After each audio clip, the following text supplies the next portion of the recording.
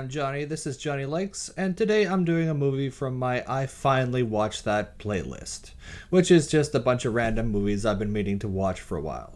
Today I'm talking about a comedy from 1983 starring Dan Aykroyd. Today I'm talking about Dr. Detroit.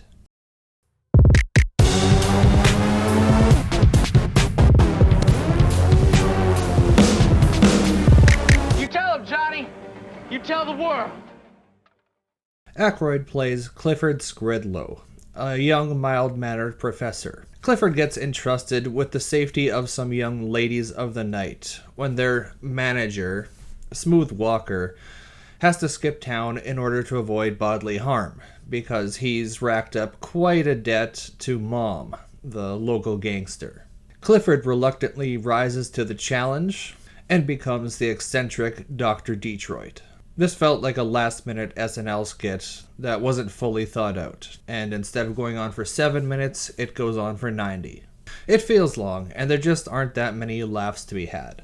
Don't get me wrong, it was enjoyable while I was watching it, but gut-busting it was not. An example of it just being overlong is the opening, credits, where Aykroyd is speedwalking in a goofy getup. It's a funny sight gag, but that's all it is, and it doesn't warrant the extended runtime of the bit. It should have been 30 seconds max. For a movie called Dr. Detroit about a mild-mannered guy playing a pimp, we don't get a lot of screen time with him. I like Dan Aykroyd, and I liked the Dr. Detroit character. I liked his costume, I liked his voice, I liked the silly walk that he does.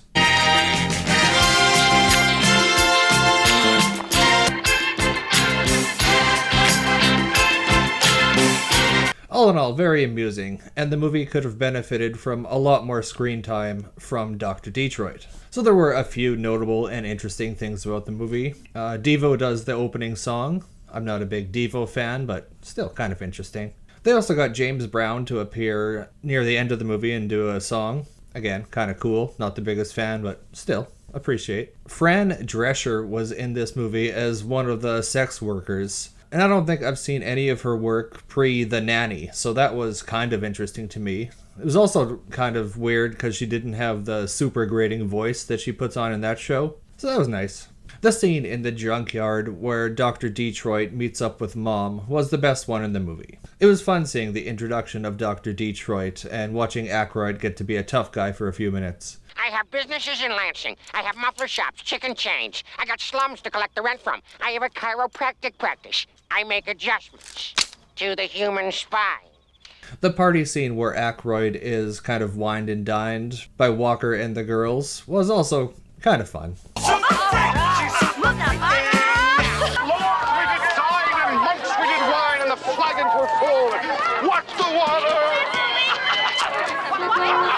Other than that, this movie was pretty much a non-event for me. It's not a bad film per se, it's competently made and acted, all that. But the problem is that it's just incredibly forgettable and just doesn't have that many laughs. I watched this just this afternoon and it's already fading from my memory, which is never a good sign. So I can't really recommend this movie. It's just so mid, as the kids would say. Kids still say mid, right? I'm using that correctly? It needed some rewrites and some editing. Still, I'm gonna give it a 2.75 out of 5. It was kind of enjoyable, just nothing special.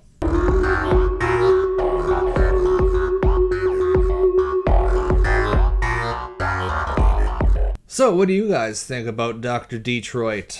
Let me know your thoughts in the comments, and while you're here, you may as well like and subscribe. After all, it is quick, free, and relatively painless. Plus, it helps me out, makes me feel good about myself, that sort of thing. Thanks for watching me talk about movies for a little bit, and you can tune in next time to see what else Johnny likes.